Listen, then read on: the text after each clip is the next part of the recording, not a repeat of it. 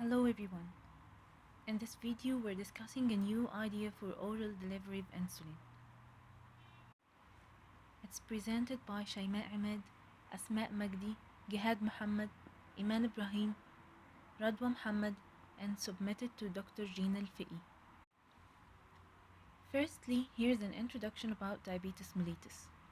Diabetes mellitus is a group of metabolic disorders in which there are high blood sugar levels over a prolonged period of time. There are two types of diabetes. Type 1, which results from pancreatic failure to produce enough insulin, and type 2, which results from insulin resistance, a condition in which cells fail to respond to insulin properly. Diabetes mellitus can be treated by three means: by medications, healthy diet, and physical activity. The medications used to treat diabetes mellitus are either euglycemic or hypoglycemic.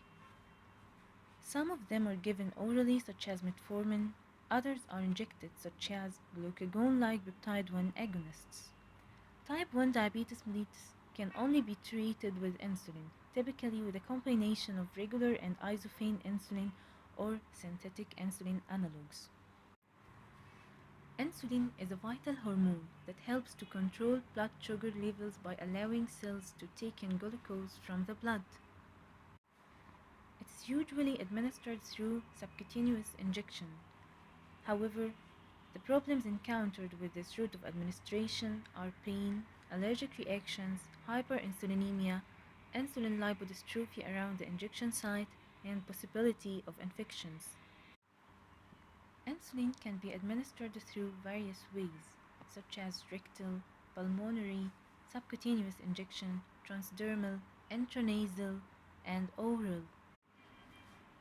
Insulin, if administered orally, will help eliminate the pain caused by injection, the psychological barriers associated with multiple daily use of injections, such as needle anxiety.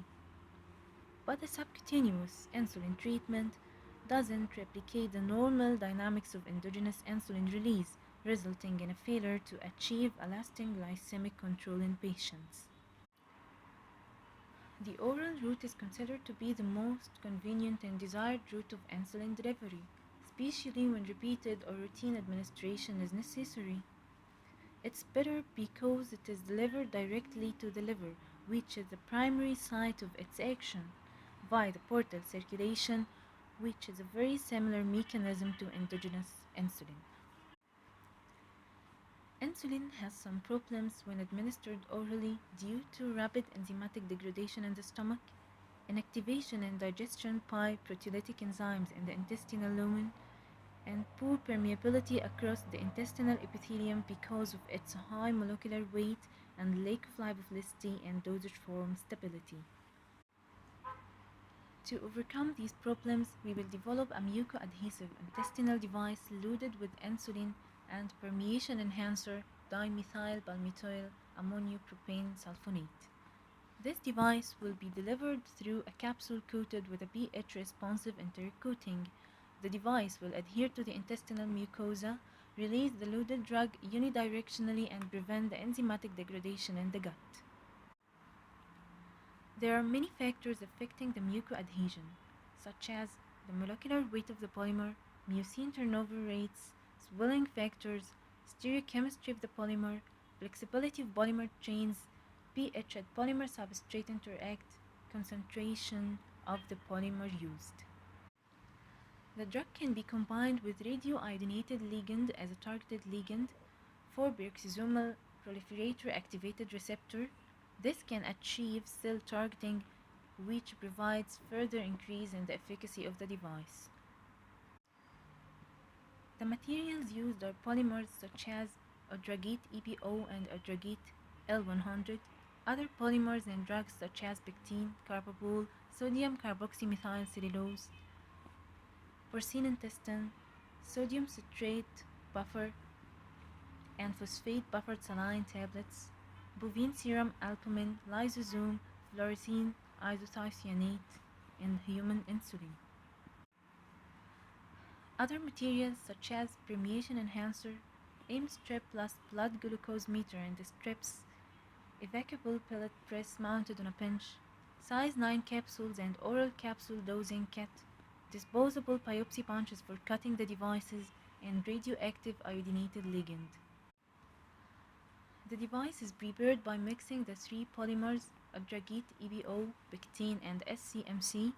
Precise amount of proteins and enhancers are added to the mixture to obtain a specific ratio of the loaded mixture per device.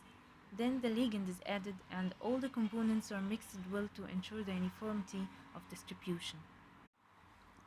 The mixture is then pressed using a pellet press into 13 mm discs and coated 3 times on one surface and the edges with 5% weight per volume ethyl cellulose and acetone.